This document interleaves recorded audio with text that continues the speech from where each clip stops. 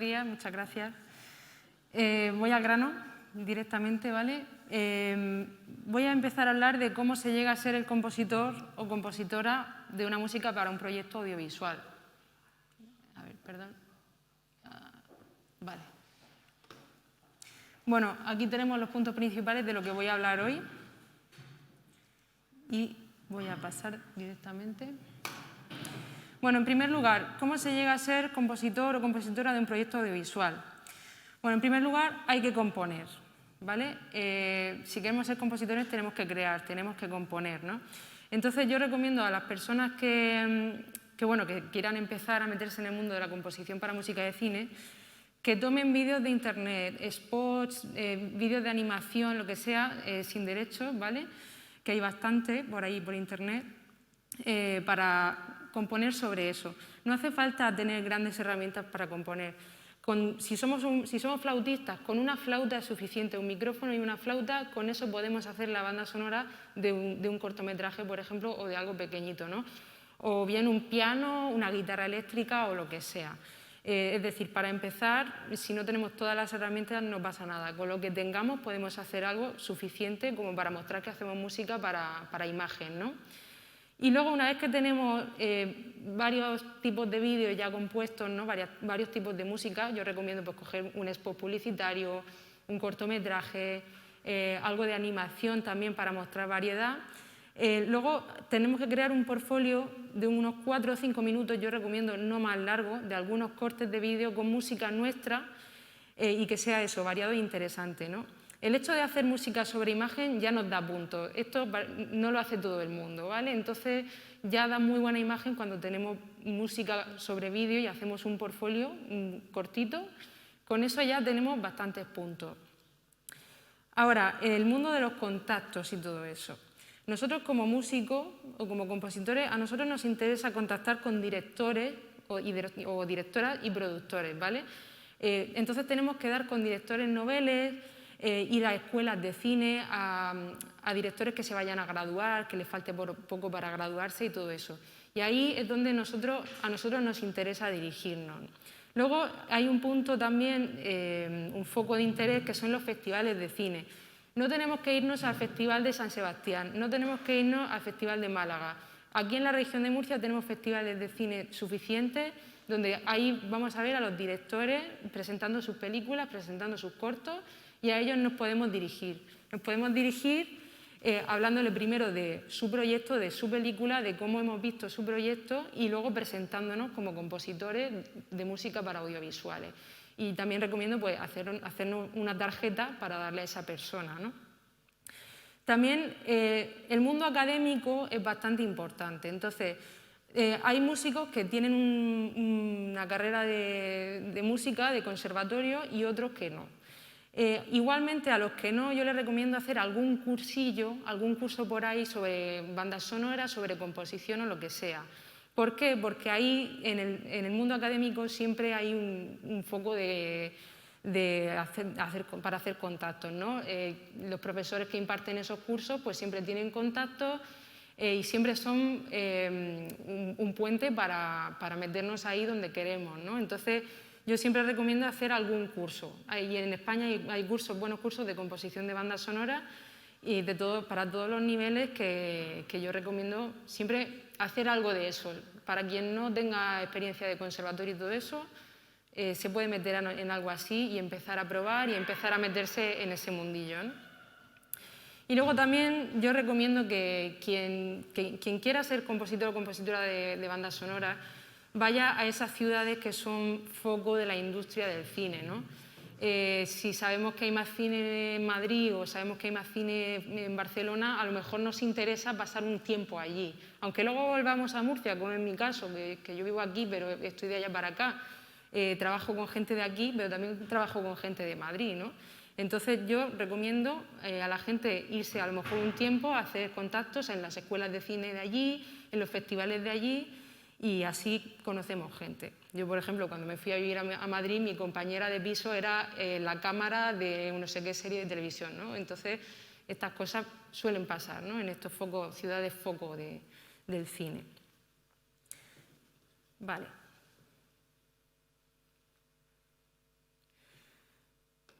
Bueno, la relación con el director o la directora de una película.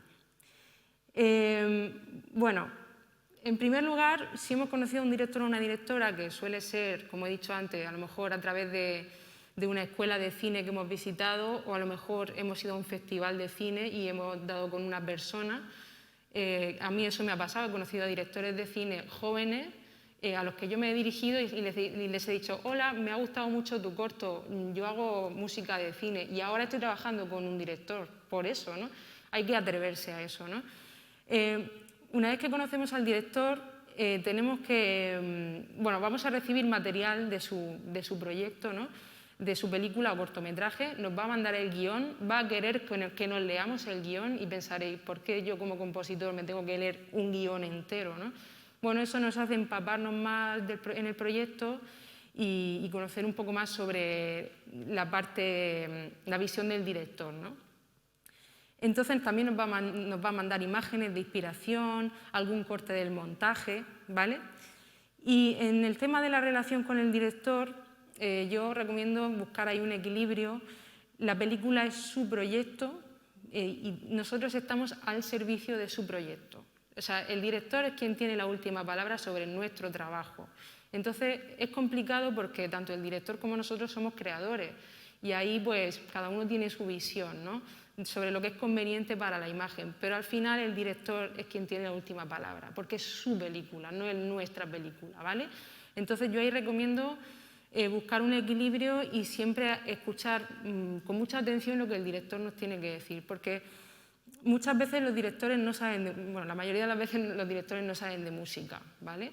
Otras veces los directores son músicos, lo cual puede ser incluso peor a veces, ¿no? Pero bueno, tenemos que saber escuchar al director e interpretar lo que nos quiere transmitir, ¿vale?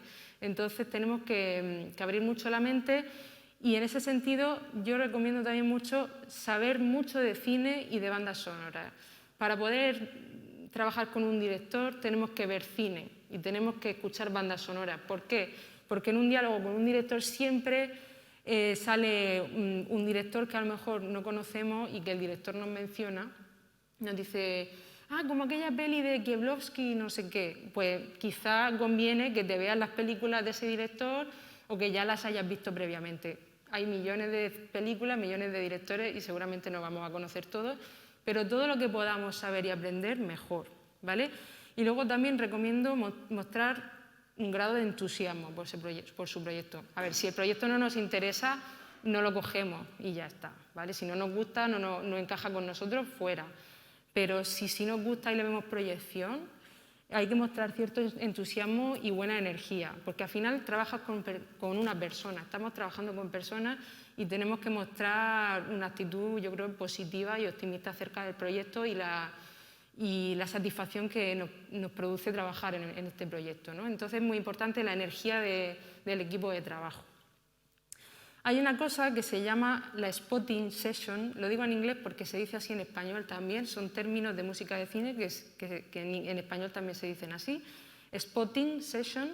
Una spotting session tiene lugar cuando la película ya está montada y el director y el compositor se reúnen para ver en qué puntos va a haber música, en qué puntos de la película va a haber música.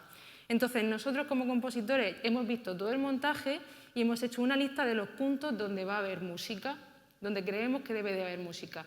Se ve la película completa junto al director, se va parando y se va diciendo: aquí en este fragmento tiene que haber música, y aquí, y aquí, y aquí, ¿no? Entonces, a veces el director en el montaje nos ha puesto una cosa, lo que se llama en inglés también, que en español se dice mucho, temp tracks, que quiere decir temporary, temporal, tracks temporales, que quiere decir que el director nos ha puesto sobre el montaje fragmentos de música como inspiración para nosotros como compositores. Tenemos que emular esa música, no imitarla, pero buscar la misma atmósfera que esa música. Y esos son los temp tracks. Hay directores que nos dan temp tracks para que los hagamos prácticamente iguales y otros directores que no nos ponen nada para darnos completa libertad y luego nos pueden poner temp tracks simplemente como idea, como una idea y luego que hagamos lo que queramos. O sea que hay ahí varios grados, ¿no? En eso. Y luego también recomiendo en la spotting session llegar con algo ya grabado, algo ya tocado al piano, con una idea. A veces la spotting session, o muchas veces se hace en el estudio del compositor, donde hay un piano, hay altavoces para escuchar cosas, ¿no? Para escucharlo todo bien. Entonces, yo recomiendo tener algo ya pensado para tocar al piano delante del director, que eso al director le motiva y le gusta ver que su película tiene música original. Eso a un director le parece algo muy especial y es que realmente lo es, ¿no? Luego decir también que la parte de la banda sonora de una película forma parte del proceso de postproducción de una peli, ¿vale? Una vez que la peli ya está rodada, que los actores ya están en su casa y está todo montado prácticamente, aunque haya todavía partes de croma y cosas que todavía no se han terminado, en toda esa parte ya cuando está todo montado es cuando empieza la fase prácticamente de composición. O sea, nosotros tenemos que tener idealmente la película ya montada para empezar a componer. ¿Qué pasa con esto? Que como la banda sonora es lo último de una película, normalmente hay muy poco tiempo para hacerla. Ya las productoras piden que esté la película ya. Entonces, en películas grandísimas, en grandes producciones, se pide que la banda sonora a lo mejor esté en cuestión de un mes y medio o de un mes. Todo compuesto y grabado por la orquesta. Y eso, como supongo que os imagináis, es una locura. Entonces, ahora vamos a ver todo ese proceso, ¿no? Vale. Bueno, voy a hablar del proceso compositivo. ¿Qué necesitamos como compositores para empezar a componer? Bueno, en primer lugar necesitamos un DAW, D-A-W, Digital Audio Workstation, que es un secuenciador, es un programa de ordenador, ¿vale?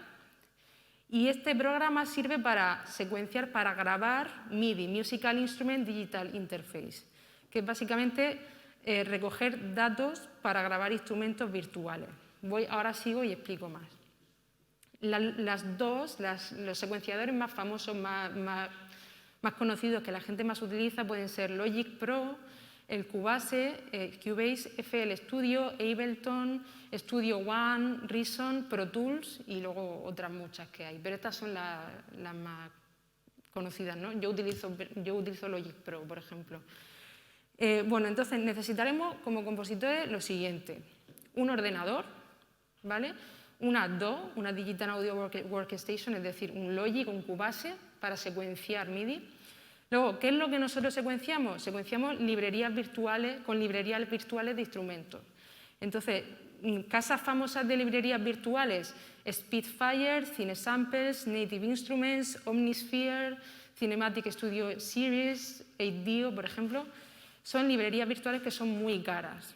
Entonces, poco a poco, como podamos, las vamos adquiriendo, o bien empezamos con alguna que, aunque no sea de tantísima calidad, sea más barata, ¿no? Como East West, por ejemplo, es un poco más barata. Hay series de librerías que son un poco más económicas para ir empezando, ¿no? O a lo mejor, si tenemos el Logic Pro, incluye bastantes bancos de sonido que nos pueden servir, depende de qué tipo de música vayamos a componer, ¿no? Luego también necesitamos un programa que sirve para leer algunas librerías, casi todas las librerías. Las librerías virtuales que he mencionado antes precisan de un programa específico que se incorpora en la Digital Audio Workstation para que suenen.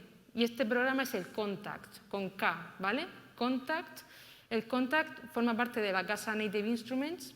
Es necesario prácticamente para incorporarlo en nuestra Digital Audio Workstation. Luego necesitaremos una tarjeta de sonido, una interfaz de audio, ¿vale? Puede ser pequeñita, no necesitamos una interfaz de audio gigante con 20.000 canales. Yo tengo una chiquitita, por ejemplo, una Focusrite, no hace falta más, ¿no? Y eso lo que hace es procesar bien el sonido, lo conectamos por USB a nuestro ordenador y ahí podemos conectar altavoces, podemos conectar unos auriculares, una entrada de micrófono, un instrumento, lo que sea, ¿vale? Luego necesitamos unos altavoces o unos auriculares de escucha plana. Escucha plana es para escuchar bien, recibir todo el sonido de forma, digamos, panoramizada y ordenada y escucharlo bastante bien, ¿no? Auriculares de escucha plana.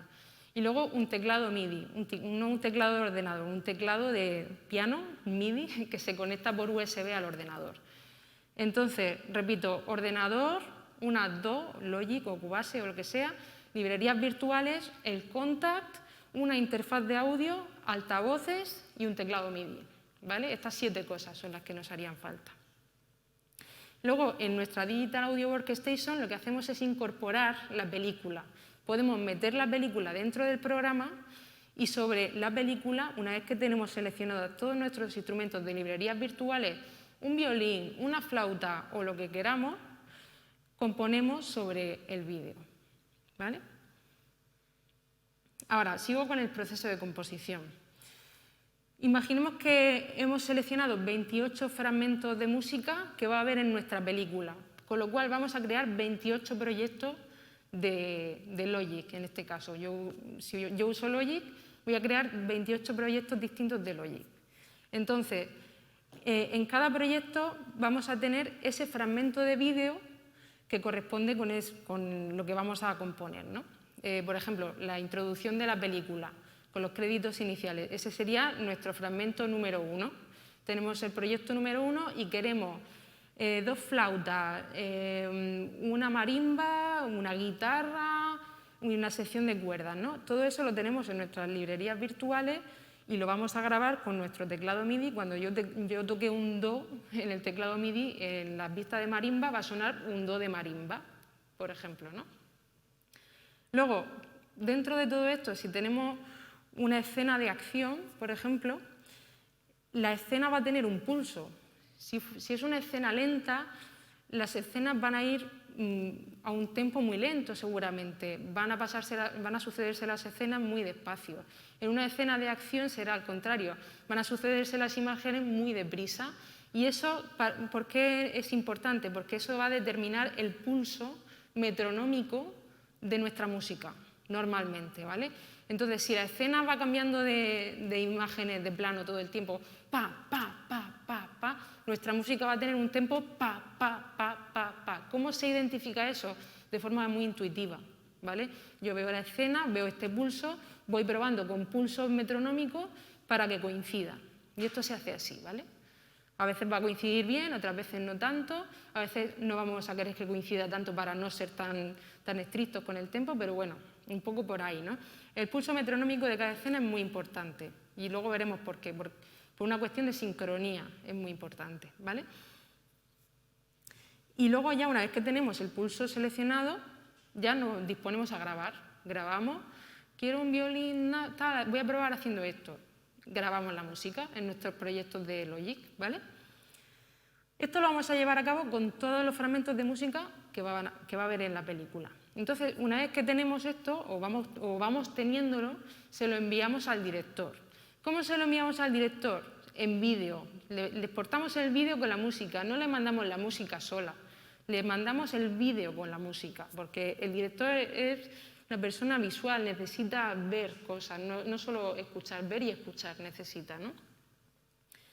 Entonces el director nos va a decir sus impresiones, qué cambios hay que hacer y todo eso. Y siempre va a haber cambios de última hora. Incluso cuando se ha grabado ya toda la banda sonora, va a haber cambios de última hora, incluso de montaje de la película. En la última semana antes de entregar siempre hay cambios corriendo de última hora.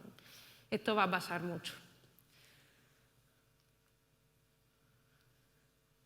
Vale, una vez que tenemos todos nuestros fragmentos de música ya grabados con librerías virtuales, vamos a hacer, en primer lugar, las partituras. ¿Por qué? Porque suponemos que en esta producción, estoy hablando de una producción grande, ¿no? En esta producción va a haber una orquesta o un grupo de músicos que van a grabar la banda sonora. Entonces, el programa principal que vamos a usar para hacer las partituras es el Sibelius. Hay otros programas de edición de partituras, como el Finale, que también se utiliza muchísimo en música de cine, pero el Sibelius, digamos que es como el estándar que todo el mundo utiliza, ¿no? Entonces, quizás lo que voy a explicar es un poco complejo, pero bueno, o un poco tecnológico, pero bueno, de cada fragmento de Logic que hemos hecho, en todo eso que hemos grabado son datos digitales. Entonces, esos datos los podemos exportar en un archivo MIDI y eso mágicamente lo importamos dentro de nuestro proyecto de Sibelius. Si tenemos 28, como he dicho, 28 fragmentos de música en una película, vamos a tener 28 partituras, ¿vale? Se tiene que corresponder totalmente. Entonces, hemos cogido el MIDI de nuestro Logic número 1 y nos vamos a la partitura número 1 e importamos todos esos datos, ¿no? El resultado va a ser una partitura con todas las pistas que nosotros teníamos ya en el Logic, lo que he dicho, una flauta, otra flauta, una marimba y todo eso. Todo eso se va a reflejar en la partitura. ¿Qué pasa? Que aunque la tecnología no está tan avanzada y nosotros tenemos que limpiar toda esa partitura, va a haber bastantes cosas, bastantes datos que son erróneos, entonces tenemos que revisar la partitura, prácticamente limpiarla y sobre esa plantilla que nos ha sacado el Sibelius con ese MIDI, tenemos prácticamente que rehacer la partitura, ¿vale? Y esto es bastante trabajo. Para hacer esto hay que ser muy buen músico, hay que tener muy buen oído, hay que ir comparando lo que hace el Logic con lo que tenemos en la partitura. Entonces hay que estar muy atentos y es un trabajo muy minucioso.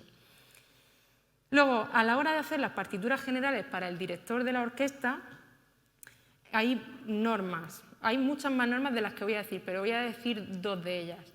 Una de ellas es que hay que exportarlas en A3, formato A3 siempre. Esto es un estándar, ¿vale? Para el director de la orquesta de música de cine.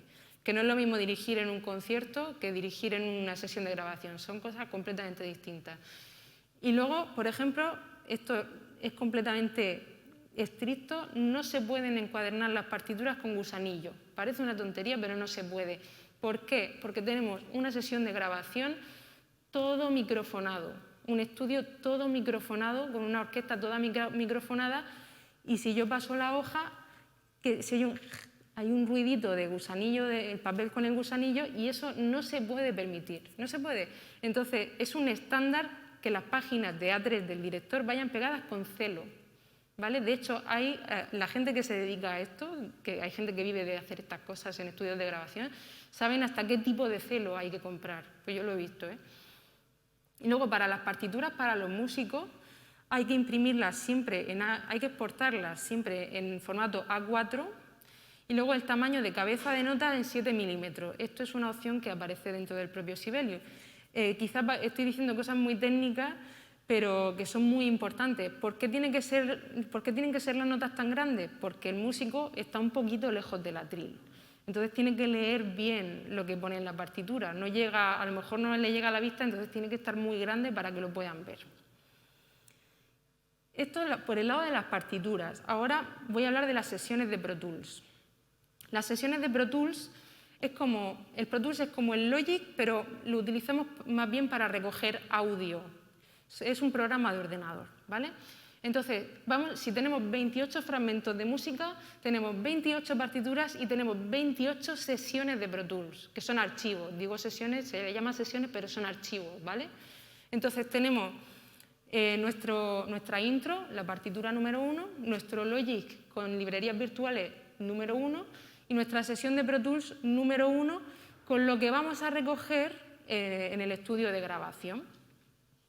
Entonces, en el estudio de grabación, el ingeniero, en nuestra sesión número 1 de Pro Tools, archivo número 1, pum, lo abro, se recoge, los músicos tocan el micrófono y se recoge en el programa por pistas todo lo que han grabado los músicos. Ahora bien, las sesiones de Pro Tools hay que prepararlas, no se hacen solas.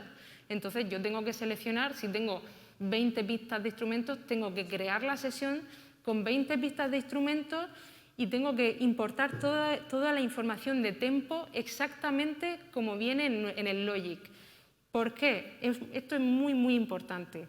El compás 1 en el Pro Tools tiene que ser el compás 1 en el Sibelius, de lo que leen los músicos y el director. La música, hablamos de música que va sincronizada con vídeo. Entonces, es muy importante que los metrónomos vayan completamente exactos a como sale en la partitura.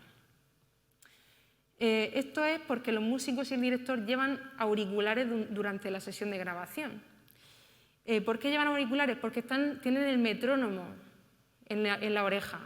Ellos tocan con metrónomo y el director dirige con metrónomo y los músicos tocan con metrónomo. Entonces, si en mi compás 5 hay un cambio de tempo, en el Pro Tools tiene que haber un cambio de tempo en el compás 5, porque el metrónomo que ellos reciben tiene que corresponderse con el metrónomo que sale en la partitura.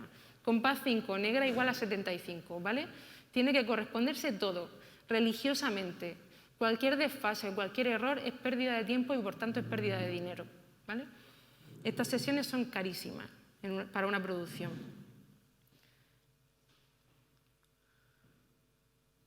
Vale, entonces luego pasaríamos a la grabación de la banda sonora en estudio.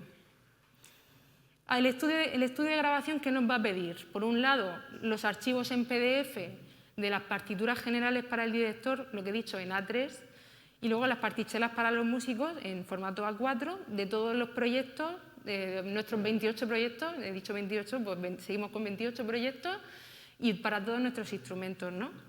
Luego nos van a pedir una cosa que se llama la cue sheet, ¿vale?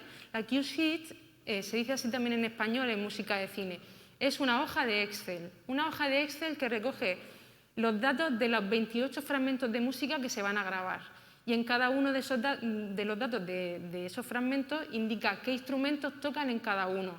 ¿Para qué se hace esto? Para optimizar el tiempo. Normalmente se graban al principio todos los fragmentos de música que tienen más músicos. ¿Para qué? Para que luego, cuando hay menos músicos, se puedan ir a casa y se vaya quedando el estudio vacío. También eso se ordena en función del tipo de música. Hay varios criterios. En función del tipo de música que se grabe, a lo mejor la música más lenta se graba al principio, por ejemplo, porque los músicos están más fríos, todavía no han calentado, entonces no vamos a grabar una música de acción todavía. A lo mejor el tercer fragmento que grabemos sea el de acción, ¿no? Esto va un poco en función del criterio del compositor, del equipo, o bien de lo que nos pide el estudio. Oye, vamos a grabar primero los fragmentos de música donde haya más músicos para que luego se puedan ir a casa. Eso es así, ¿no? Puede ser así. En el estudio de grabación va a haber normalmente una impresora para imprevistos, precisamente, ¿no? Si hay que hacer algún cambio de última hora o hay algo que está mal, hay una impresora ahí para hacer cualquier cambio, imprimir la nueva partitura y ponérsela a los músicos. Normalmente en el estudio de grabación hay un equipo encargado de distribuir las partituras. Por eso nosotros normalmente no imprimimos las partituras los compositores, sino que en el estudio las imprimen y las distribuyen a los músicos y todo, ¿vale? De todas formas, al estudio de grabación hay que ir con un portátil y con todos los archivos de Sibelius, nuestros 28 archivos de Sibelius, por si acaso el compositor decide que quiere cambiar esta parte porque no le gusta o lo que sea. Esto pasa. Cambios de última hora, tengo que cambiar esto sobre la marcha. Mi fragmento número 3 de música, el compositor ha dicho que aquí que quitemos los violines o que añadamos no sé qué o que cambiemos no sé qué nota. En el momento se cambia, se imprime y se vuelve a distribuir a los músicos. Y así, ¿vale? Bueno, estos son imágenes de ejemplos de sesiones de grabación, todo súper microfonado, el director con su pantalla donde va a poder ver la película y en la pecera, digamos, donde están los ingenieros que recogen todo lo que se graba, ¿no? Bueno, otras cosas a tener en cuenta es que los músicos leen a primera vista, no estudian en casa, se les pone la partitura y tocan a primera vista, siempre. Los músicos de música de cine son especialistas en esto, entonces leen perfectamente pasajes muy difíciles a primera vista. Lo que he dicho, tocan con el auricular porque llevan el metrónomo para sincronizar perfectamente con imagen. Y esto es súper importante, hay que hacer anotaciones de todas las tomas que se graban en estudio. Fragmento 1, toma 1, ha habido un ruido en el compás 4, la trompa ha hecho esta nota regular. Todo eso se toma nota durante la grabación, ¿vale? Se toma nota porque luego a la hora de hacer la mezcla estas cosas hay que tenerlas en cuenta, ¿no? Luego, una grabación de una banda sonora se hace en 3 sesiones más o menos, 3-4 sesiones, depende de la extensión de la banda sonora, ¿no? Una sesión de grabación son 3 horas. Esto suele ser un estándar, ¿no? de grabaciones de música de cine. Cada minuto de una grabación de cine vale muchísimo dinero, ¿no? Entonces se hace todo muy rápido. En 3 sesiones hablamos de 9 horas para grabar una banda sonora de a lo mejor 1 hora, o sea que graban rapidísimo y no se pierde ni un minuto ahí en estudio, no se pierde nada de tiempo, van rigurosamente a tiempo.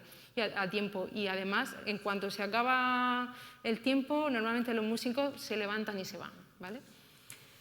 Se hace mucho las sesiones de grabación en streaming. Es decir, el equipo de composición está en España y la banda sonora se va a grabar con una orquesta en Bratislava.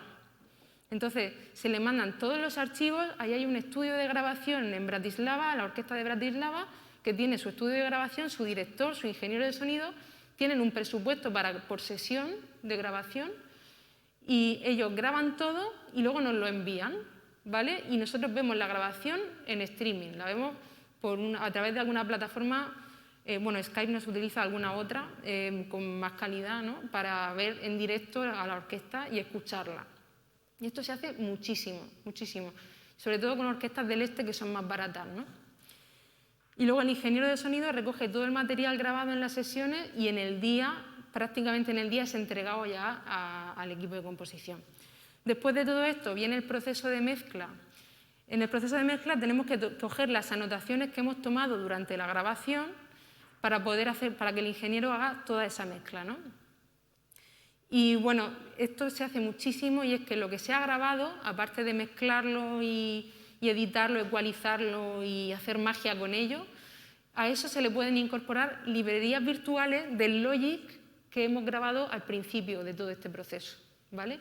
Entonces, muchas veces se hace combinación de lo grabado en estudio con librerías virtuales para reforzar, grabar cosas que en estudio no se podían grabar y cosas así.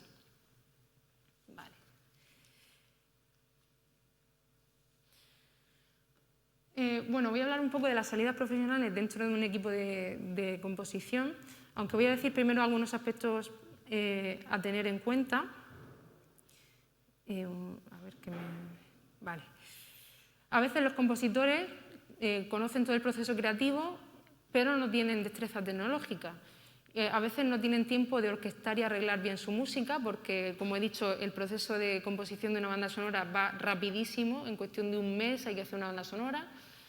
A veces los compositores componen melodías y armonías, saben qué instrumentos quieren para estas melodías y qué texturas quieren, pero no hay tiempo de orquestar, por lo que estoy diciendo, ¿no?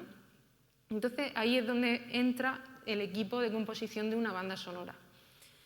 En primer lugar, antes de hablar de esto, el presupuesto para la banda sonora normalmente ocupa todo de una banda sonora. O sea, en una película, en una producción, hay un presupuesto destinado a una banda sonora y ahí entra todo. Entra el caché del compositor, las necesidades en cuanto a equipo, los músicos. O sea que si la producción tiene muy poco dinero, evidentemente no puedes contratar a una orquesta, vas a tener que hacer las librerías virtuales tú y no hay grabación, ¿no? Pero si hay mucho dinero, pues igual te puedes permitir que haya orquesta y que se grabe con orquesta.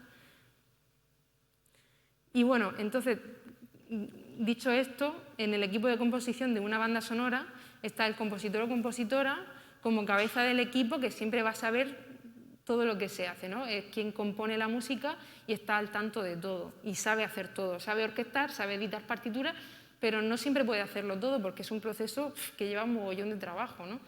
Entonces, a lo mejor necesita orquestadores, creadores de maquetas virtuales, mock-ups. Mock-up es una palabra que en español también se usa mucho, que se refiere a maquetas virtuales, ¿vale? Mock-up, ese término es muy cinematográfico para el proceso de composición. Entonces, hay gente que tiene mucha destreza tecnológica para hacer maquetas virtuales con un realismo brutal, ¿vale? Entonces, a lo mejor el compositor hace su maqueta virtual y contrata a alguien para que se las mejore o que las rehaga de nuevo con mejor calidad, ¿no? Los preparadores de sesiones de Pro Tools, lo que he dicho, la sesión de Pro Tools, que es donde se recoge todo lo que se graba. Y lo que he dicho, estas sesiones no se hacen solas, hay que prepararlas y lleva muchísimo tiempo y hay que estar muy, muy atento de cada detalle que se va incorporando a la sesión de Pro Tools. Los preparadores de partituras y partichelas para el director de orquesta y los músicos. Esto también es una salida profesional. Siempre hace falta, si hablamos de una gran producción, un contratista o una contratista para que alquile el estudio y se encargue de buscar a los músicos que van a grabar. Muchas veces las orquestas que graban no es, por ejemplo, la Orquesta Sinfónica de la Región de Murcia, a veces sí, o la Orquesta de Radio y Televisión Españolas, pues puede ser también, pero en muchas ocasiones son músicos que vienen de sitios distintos y que los han juntado para una sesión de grabación, ¿vale? Que no son una orquesta única, sino que son músicos diferentes que se han reunido para esto, ¿no? Luego, ingeniero de Pro Tools durante la sesión de grabación para estar al tanto de todo lo que se graba, recogerlo y ecualizarlo o lo que haga falta durante la sesión de grabación, ¿no? Y luego, un asistente de composición durante la grabación, un asistente del compositor, que es quien toma todas las anotaciones, lo que he dicho, de todo lo que sucede durante el proceso de grabación. Y al final, un ingeniero de mezcla y masterización tras la grabación. Muchas veces este ingeniero es la misma persona que se encarga de estar en la pecera durante la grabación, pero otras veces no, ¿vale? Entonces, este ingeniero va a mezclar y masterizar todo lo que se ha grabado. Y con esto, preguntas, mucha información, ya lo sé, pero esto es información que se recoge en vivo y en directo, aprendiendo durante todo el proceso. Entonces, toda esta información, hasta que no te pones en ello, no lo sabes. Así que cualquier pregunta sobre todo el proceso.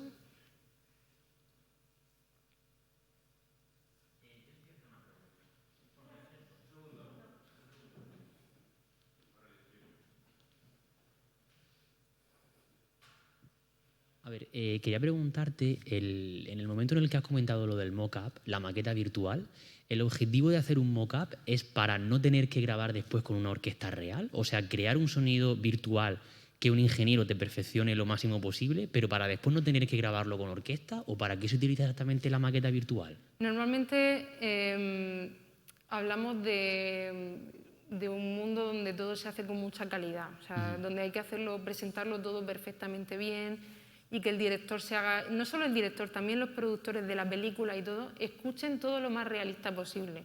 Esto con los años encima se ha ido perfeccionando y cuanto más perfeccionamiento hay más demanda de perfección, ¿no? Entonces tienes que presentar algo que esté muy bien hecho, aunque todavía no se haya grabado. Si la banda sonora se va a grabar con una orquesta, bueno, luego va a quedar mucho mejor, pero si no se va a grabar con una orquesta, el mock-up tiene que estar perfecto. O sea, en los dos casos tiene que estar perfecto, y respondiendo a tu pregunta es simplemente por la exigencia de calidad de un equipo de composición de una banda sonora con un buen compositor a la cabeza, ¿no?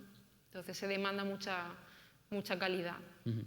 Vale, y luego la segunda pregunta, a la hora de empezar en este mundo, o sea, tú, digamos, te puedes hacer tu estudio en casa, puedes empezar trabajando con Logic Pro y, digamos, mandas estas muestras de audio al director de un corto o de una miniserie, por ejemplo, con el que tú has empezado a trabajar, y a raíz de ahí, digamos, te van escuchando y luego tú puedes tener la posibilidad de acceder a que te grabe una orquesta. O sea, digamos, tú empiezas con tu Logic Pro y luego de ahí ya vas.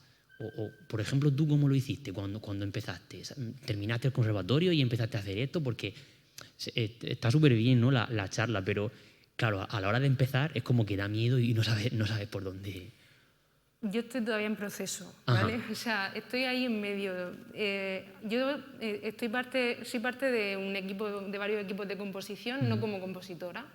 Y eso también es una salida para los que somos compositores, los que somos músicos, para ir metiendo ahí la cabeza. Hacemos créditos muy importantes quizá, aunque no seamos todavía compositores.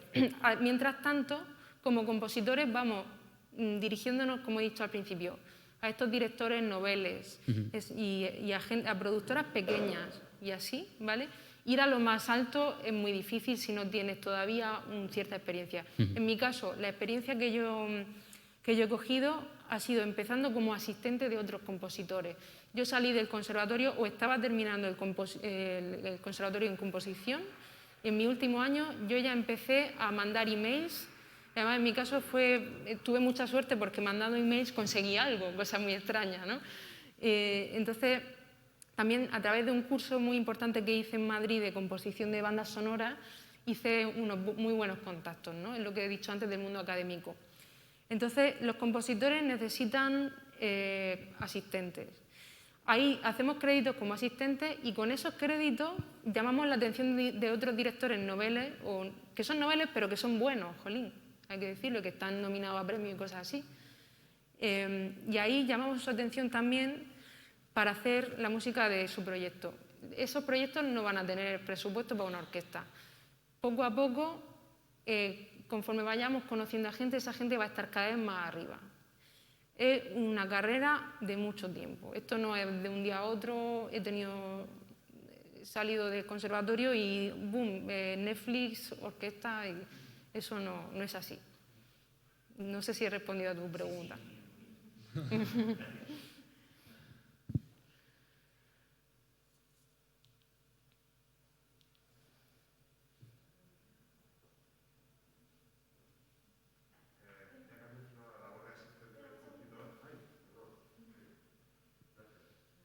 Hola, buenas.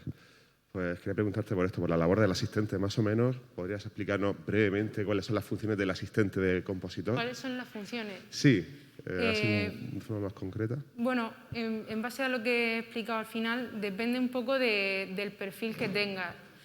Si tienes un perfil de músico, tu perfil de asistente va a ser normalmente el más musical, ¿no? Si tienes un perfil más tecnológico, aunque seas músico también, puedes tener un perfil más tecnológico y encargarte de hacer toda la parte de maquetas virtuales e incluso mezclas, aunque seas músico, si has estudiado algo de sonido también, pues puedes por esa vía. Puedes ser asistente de composición en el estudio, como he dicho, tomando nota de todo lo que sucede, porque el compositor no puede estar a todo, no puede. Y luego haciéndole las partituras al compositor, que es que lo que he dicho antes, a partir del Logic cogemos toda la información MIDI y la ponemos en Sibelius. Y eso normalmente un asistente hace eso, hace las partituras, si hay que orquestar alguna cosa se orquesta. Depende del proyecto, a lo mejor el mismo que hace las partituras hace orquestaciones. El asistente tiene que ser multitarea, tiene que saber hacer buenas maquetas virtuales, tiene que saber hacer partituras a la perfección, tiene que saber orquestar maravillosamente bien. Entonces, un compositor ideal hoy en día tiene que saber componer, tiene que saber orquestar muy bien y tiene que saber de tecnología casi tanto como de composición, para ser asistente y para ser compositor.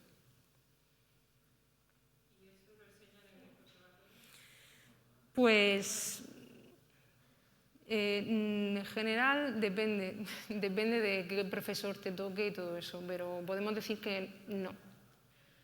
En la vía de composición sí que está la rama de composición de audiovisuales y sí que se habla mucho de tecnología, pero a lo mejor no hay herramientas para aplicarlo.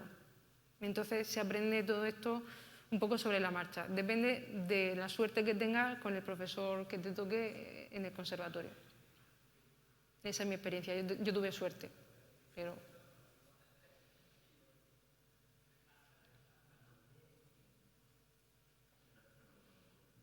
¿Dónde estudiaste composición? Por curiosidad, ¿aquí en Murcia? Yo estudié en el Superior de Madrid. Ah, vale. Es que claro, como has dicho lo de los profesores y tal, digo, a ver dónde... Yo aquí no estoy al tanto, pero Madrid es un foco en el mundo del cine, ¿no? Entonces, en ese sentido, los profesores que yo tenía allí de cine, o sea, de música de cine, conocían a gente en el mundo del cine. Ahora sí, como he dicho antes, aquí en la región ahora hay muchas productoras y mucha gente moviéndose, entonces yo vivo aquí y hago cosas de aquí y de Madrid, o sea que...